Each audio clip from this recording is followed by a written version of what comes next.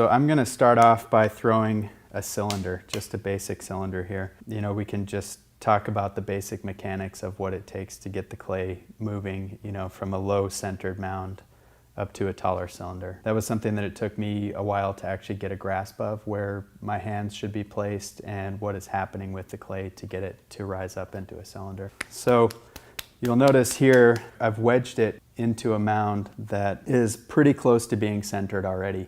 The idea is that one step kind of leads into the next and kind of helps with making that next step in the process. And I'll use the rings on the wheel head to get it even closer to centered on the wheel head, and sometimes kind of just tap it into place or just kind of shift it. And then I'll start by having the wheel going slowly and slap centering.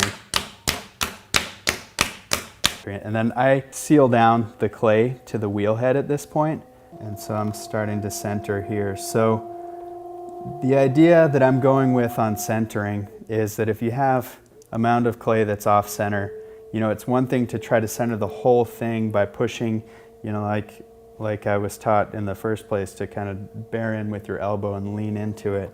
But it's one thing to try to center that way. The other thing that I try to incorporate into centering is the idea that if you're using one fingertip, it's so much easier to center just a little space, just a little bit of surface there, right? And so then you have these high ridges that are off center, and it's easier with this hand then to take those smaller spots and center them down. And so that's kind of the basic mechanics of what I'm working with when I center, but of course it's all kind of happening at once. And so these fingertips over here with a sponge keeping things wet going on that side, and then the butt of my left hand coming along and taking any of those high ridges that I've made with my fingertips and centering them. So this is going to be a cylinder that's taller than it is wide, and so I just center the clay as such. And now for opening, something that I do that's a little bit different, I think, than what I first learned was instead of just making an opening with one or two fingers down in there and then struggling to open that whole big mound of clay up, I'll actually use 3 or 4 fingers here, and with the wet sponge go and actually using this as kind of the tool that I'm opening with, and with my right hand just kind of pushing down, keeping things on center, and opening down to where I have about, you know, 1/4 of an inch between the floor of the pot and the wheel head. And so the idea here is a flat floor with about a 90-degree transition from the floor to the wall is what I like to put out there as a practicing assignment to my students. Something I think really useful in having a very specific assignment and goal to work towards, instead of maybe just throwing a mound of clay onto the wheel and saying, hey, I'm just gonna throw and see what I can come up with. So the idea is to get a cylinder that has even thickness from up high down to where that wall meets the floor.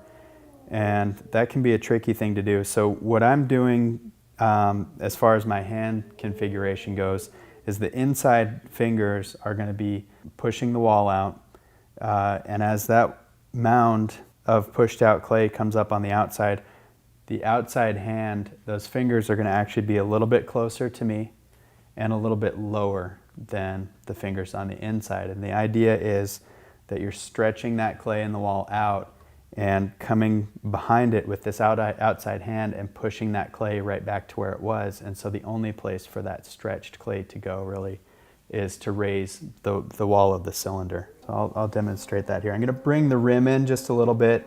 I'm always really careful to keep the rim narrower than the width of the base when I'm throwing, because it's, you know, it's easier to keep it in there than it is to try to put it back later on when you have a tall pot. So you'll see I'm pushing that clay from the inside hand out and stretching it, following up with that outside hand and pushing the clay right back to where it was stretched from. And sometimes I put a little bit of extra time and attention down low just because it is harder to get that clay up from the base, and so I'm really kind of focusing on what my fingertips are doing, how much that clay is getting stretched down there. And going a bit slower over that bottom section so that I can really get the most out of the height gain on that part. Right at the end there, I don't know if you noticed, I kind of compressed with my thumb. So really, as I finish the pull, I'm compressing from the inside, the outside, and then finishing that compression off on the rim with the top as well. At this point, just for this demo, I'm gonna cut this cylinder in half so that we can take a look at the inside of the wall. This is a bit of a thick cylinder, but I leave it thick for this demonstration so you can see not only with me talking about how this movement of the clay works, but we can actually see it in action here. So that inside hand is coming along and pushing the clay out, and you can see it stretches it thinner at that point. And then the outside hand is following it up. And you can see that it really is an efficient way to get that wall gaining some height.